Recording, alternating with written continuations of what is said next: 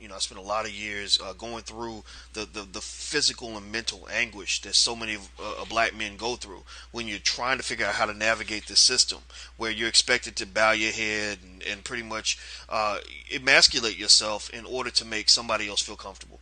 That didn't work for me. I couldn't do it. So I was getting fired for no reason. You know what I mean? You know what I'm talking about.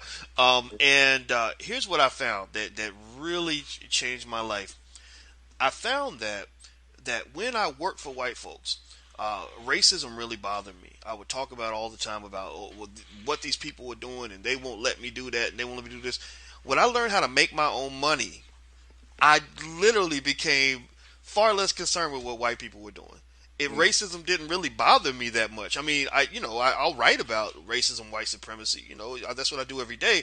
But in terms of my day to day life, my psychological and physical well being, I am a very happy, healthy person because I have something that money cannot really buy you, or maybe it can buy you if you spend it the right way, which is freedom. Yeah, yeah. That free, I think people underestimate that. Can you talk about that in the context of the film? Yes, indeed, brother. When I was over in Holland, I was in Holland doing a couple of lectures last week, and I was talking about how important it is to create an economic base here because they're going through the same stuff we're going through. They go through police brutality. There's a lot of black people over there too, by the way.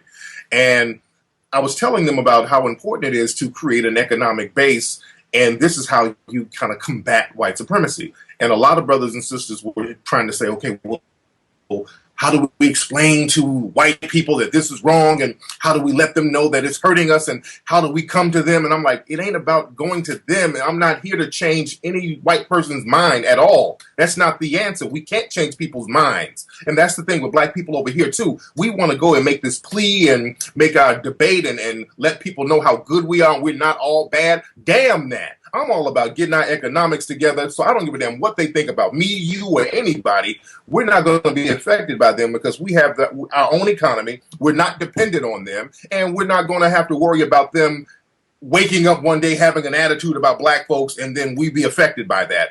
That's over. We got to stop doing that. This is why the movie 7 a.m. talks about creating an economic base. Because sitting up begging people to have some type of humanity that they may or may not have, that's not living. That's you on a plantation waiting on massa to have a good day. And we don't. That's over with right now. Wow. Well, I agree with that 100%. And